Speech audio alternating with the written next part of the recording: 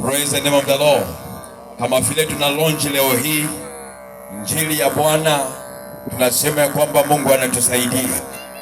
Ushindi wake unaendelea kuonekana katika jina la Yesu Kristo. Nimekuja hapa, majina yangu naitwa Samuel Nyongesa, na upili pale ng'ambo visiwani. Nafurahia kazi ya Mungu anayoitenda kwetu, maana ni kazi haina majuto, ni kazi ya baraka na ni kazi nzuri.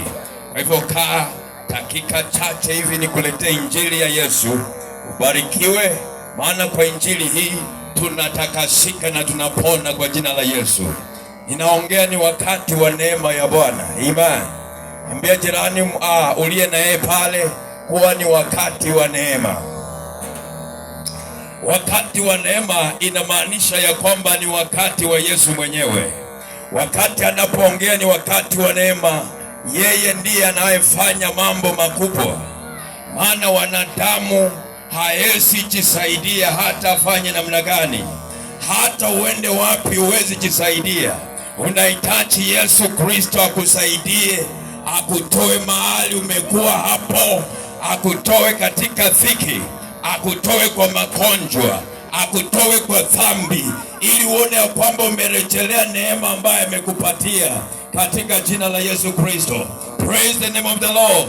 Ninaongea habari ya neema ya Bwana, maana neema ya Mungu ikishuka imeonekana, na watu wanapona kwa neema hiyo na wanainuliwa. Ninasoma maandiko katika Yohana, katika kitabu cha Yohana, maandiko yanasema kuna mtu mmoja, praise the name of the Lord, chapter number 5, kulikuwa na sherehe Yerusalemi. Ni kama wakati huu tumejiunganisha hapa, nikitazama ninaona watu kwa wingi, wakaasi wa Mungu wako kwa wingi, wakitarajia kwamba Mungu akatende kazi kwao. Praise the name of the Lord. Ilikuwa ni siku kama iliyokuwa Yerusalemi, ambapo watu wengi, watu wa aina tofauti walienda kule, wawe warefu wa tumbo kubwa, wale waliokuwa wasito walienda huko, maana kulikuwa na sherehe kubwa ambayo ilikuwa Yerusalemi. Ilikuwa ni Wayahudi wote waende washerekee. Maandiko inaniambia hivi, walipokuwa wakienda kusherekea, kuna wakati ambapo malaika wa Mungu alishuka, na wakati alishuka aliyatipua maji, maana kulikuwa na kitimbwi ambacho kwa lugha ya Kipsada, katika lugha ya Kiebrania iliitwa Bethesda. Kwa hivyo jamii kubwa ya wagonjwa, the Bible says, jamii kubwa ya wagonjwa walikuwa wameenda ili wapone. Kulikuwa na viwete mahali pale, kulikuwa na visiwi mahali pale, kulikuwa na vipofu mahali pale, kulikuwa wenye shida mbalimbali, wameenda ili waweze kupona. Na kinachonifurahisha ni kwamba hata kama ilikuwa ni siku ya sherehe, lakini vilio vilikuwa vingi. Mtu atingize mkono wake kwa Yesu. The Bible says, jamii ilikuwa imeunganika, yani badala yake ni vilio, badala yake ni kusononeka, badala yake ni kulia, badala yake ni kuombolesha, maana watu ni wagonjwa. Kwa hiyo inamaanisha sherehe haitaendelea.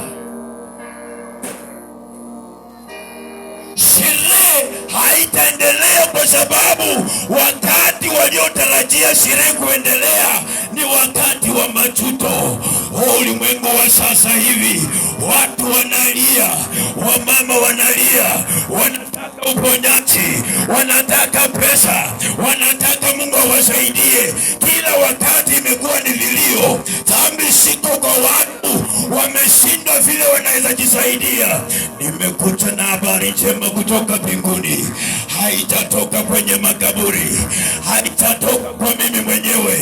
Ni habari ya kusema hivi ya kwamba ni wakati wa neema, na kama ni wakati wa neema, Yesu mwenyewe anashuka, na anaposhuka analeta neema yake.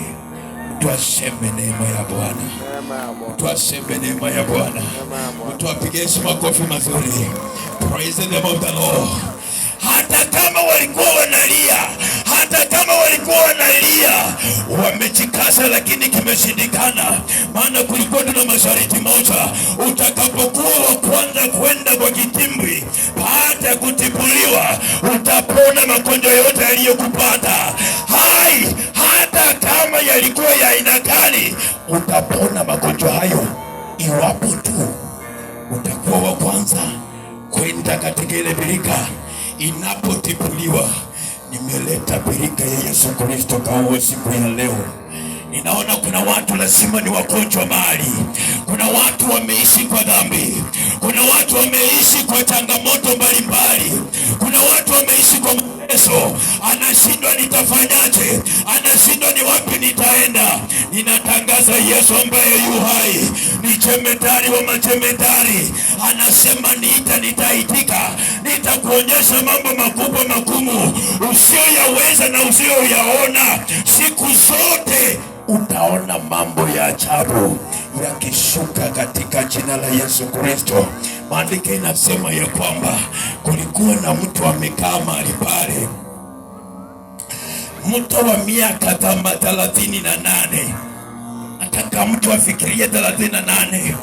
Siwezi jua wewe umeumia mtu wa miaka ngapi. Siwezi jua wewe dada, wewe baba yangu umeumia mtu wa miaka ngapi. Kuna hali imekuwa nzito kwako, mpaka kutoka ndani imekuwa ni ngumu. Wengine umeenda kwa mkanga ukajaribu ikashindikana. Umeenda kwa msali ukajaribu ikashindikana. Umeenda wapi ukapewa madawa ikashindikana. Na leo sasa unajiuliza maswali. What will I do? Yesu ana solution ya mtu. Yesu ana solution ya mtu. Kuna mtu amekaa kwa dhambi. Praise the name of the Lord. Kuna mtu amekaa kwa uovu, anataka atoke ndani, lakini imekuwa shida. Hawezi amuka kwa uovu anaofanya. The reason is anashindwa vile anaweza toka ndani. Kuna mwingine anajikaza tu ya kwamba nitajaribu lakini imeshindikana. Nina habari njema jioni ya siku ya leo kwa mtu. Hata kama hiyo ugonjwa imekutesa mama, hata kama hiyo shida imekutesa, nina solution kutoka kwa Yesu Kristo. Anasema hivi kwa huyo jamaa, je, unataka kupona? Nisaidie nikuulize jirani, do you want to get well? Niulizie jirani popote ulipo pale, niulizie tu, unataka kupona? Bwana Yesu asifiwe sana. Muulize, unataka kupona? Wakati Yesu aliuliza huyu jamaa, akasema nimejaribu, watu wangu waliniacha, nimebaki peke yangu hapa, ninalia tu, sina mtu wa kunipeleka huko. Wakati maji yametupuliwa, huenda mama ulikuwa na rafiki, leo hii anashangilia maana Yesu alimuonekania. Huenda ndugu yangu ulikuwa na rafiki, aliinuliwa na wewe unalia bado. Huyu jamaa alikuwa kwa hiyo hali, akasema I have no one.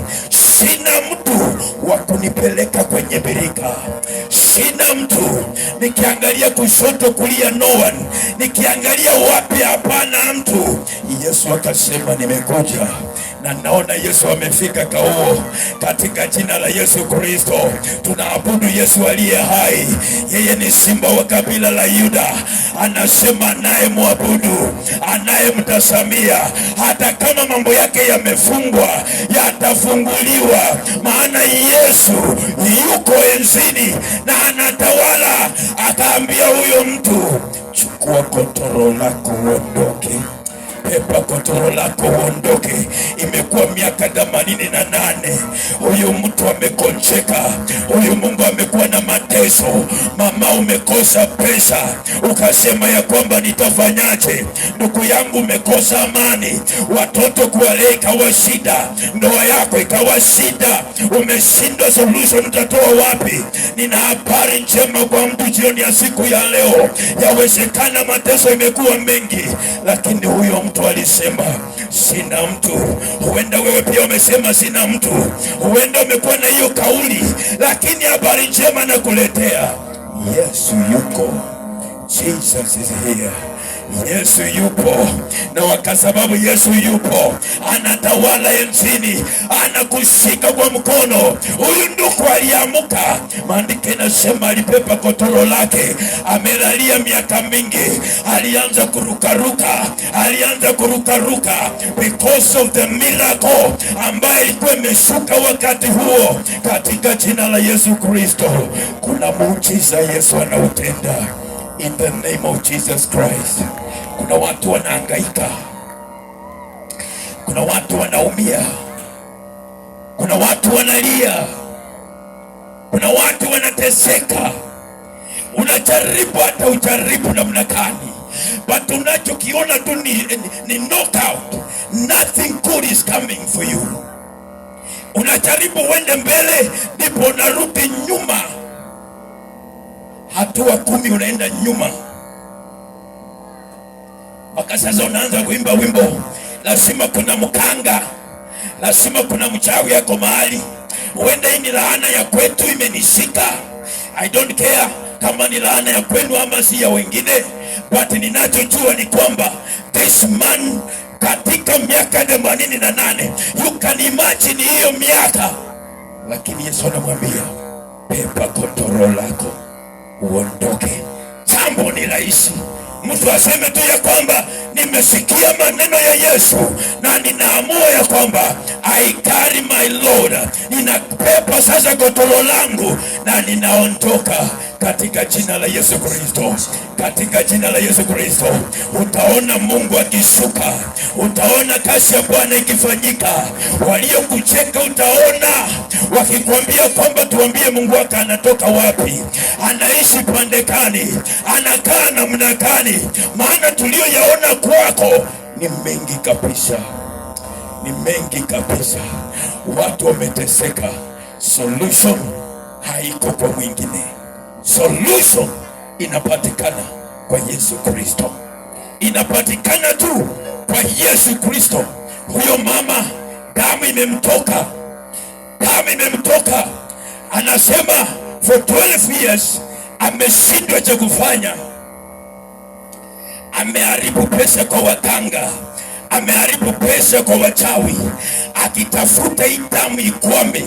Yani anachikasa. I know alikuwa anatoa harufu mbaya sana, alikuwa hana amani, yani kila wakati amekashirika. Wakati mtu ni mgonjwa, hata kwa jamii watu hawana amani. Ukiangalia vichwa vyao, ukiangalia nyuso zao, yani ni watu wanaumia tu. Ukiwaangalia utafikiria hao watu kweli nini shida, maana kuna ugonjwa. Ndio huyu mama pia alikuwa kwa hiyo hali. Alijisemea moyoni mwake, iwapo nitapata Yesu, nikuse vazi lake tu, nikuse vazi lake tu. I know alikuwa amekusa mavazi mengi. Sijui alipata wapi ugonjwa, I don't know alipata kwa ushinifu wa mapana. Sijui alipata wapi, sijui ni ya laana ya kwao, sijui ni ya kaina gani, but alijisemea moyoni mwake, iwapo nitafika kwa Yesu na nikuse vazi lake. Aliposikia habari za Yesu Kristo, watu wakiimba, watu wakicheza, watu wakirukaruka, akasema I see Jesus is there. Mama alitembea, sijui alikimbia, sijui alienda namna gani. The Bible says alipofika kwa Yesu alikusa vazi, na alipolikusa chemichemi ya damu ilisimama na kukawa na uzima. Maana chemichemi ya uzima kwa mtu inashuka kwa sababu ameamua ya kwamba ninataka kupona. Kuna mtu ananisikia jioni ya siku ya leo kauo. Yawezekana wewe ni maaina ya huyo mama, yawezekana wewe ni mtu umemaliza hiyo miaka ya huyo jamaa. Umejaribu imeshindikana, umejikasi imeshindikana, umechekwa mama, umelia, unataka dhambi kuondokee, unataka dhambi iende, unataka mateso ikuache. Yesu yuko hapa, anasema jambo moja, kwa kanuni yenu, huenda kutoka katika jamii yenu, huenda kuna mafomula za kubarikiwa, huenda lazima uende kwa kaburi la mzee. Huenda hapo, ukae hapo useme mzee nibariki, huenda hiyo ndio formula ya kwenu. Tingisha mkono wako kwa Yesu Kristo. Huenda kwa jamii yenu lazima mtembelee mkanga, useme mkanga nimekuja kubarikiwa. Huenda kwa jamii yenu lazima uende ununue machini uje kuendeleza kwa business. Huenda kwa jamii yenu lazima uende utoe nguo zako uanze kukimbia kwa milango ya watu, na wakati unakimbia ndipo Mungu aonekane, ndipo ujisemee Mungu ataonekana.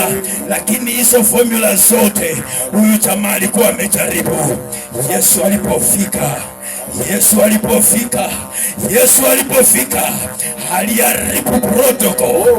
aliharibu protocol. Watu wametegemea ya kwamba lazima malaika ashuke ayatipue maji kwanza, na wakati ameyatipua aliyekuwa wa kwanza apone. Huyu mtu hakuenda kwenye birika, huyu mtu hakuenda pale. Kuna muujiza kwa mtu katika jina la Yesu Kristo. Yesu mwambia hivi ya kwamba simama, jitwike kotoro lako. Mama, imefika wakati ukundue ya kwamba Yesu ni wa ajabu, anastahili sifa na kuabudiwa.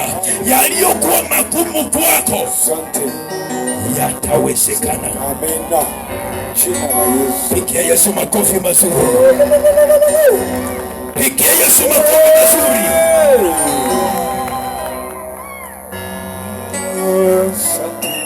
Haleluya. Ni nini hiyo inakutesa? Ni nini hiyo imefanya mpaka unakasirika? Ni nini hiyo inafanya mpaka hauongei na mkeo, hauongei na bwanako?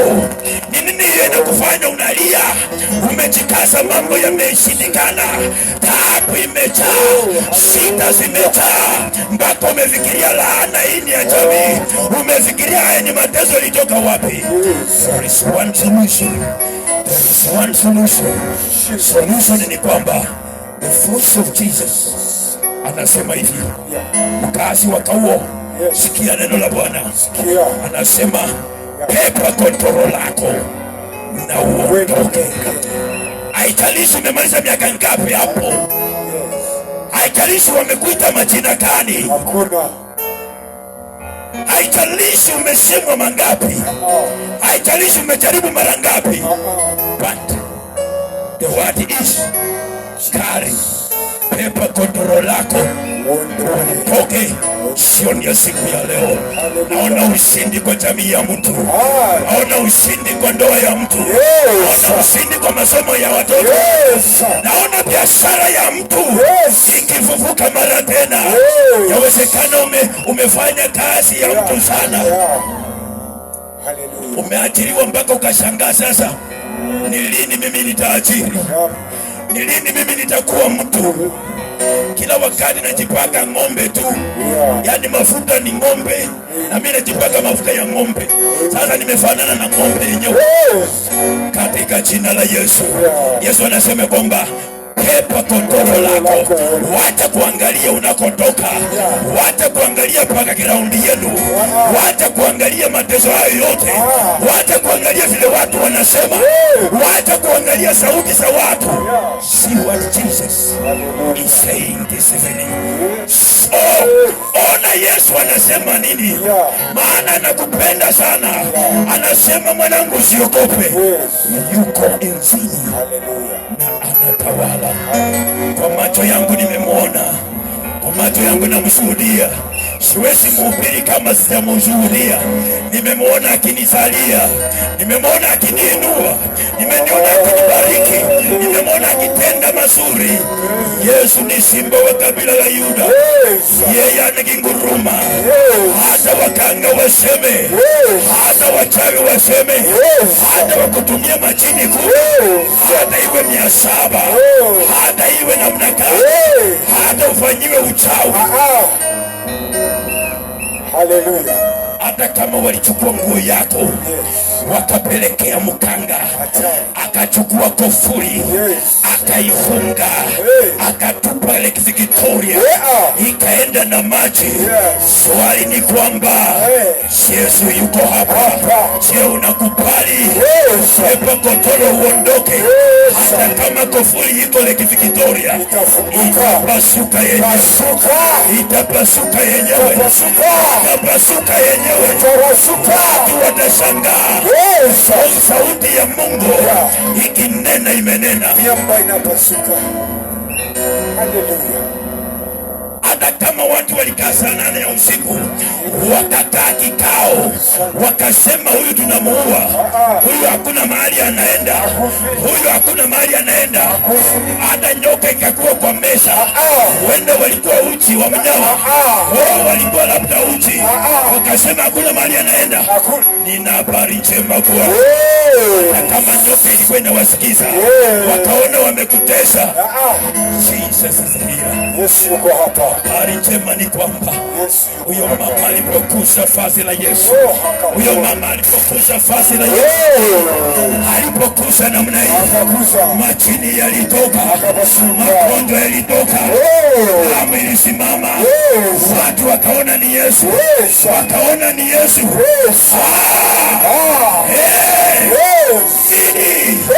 Yesu akiwa enzini, hata waseme namna gani, hata yote yasemekane, bado utaishi, bado utaishi.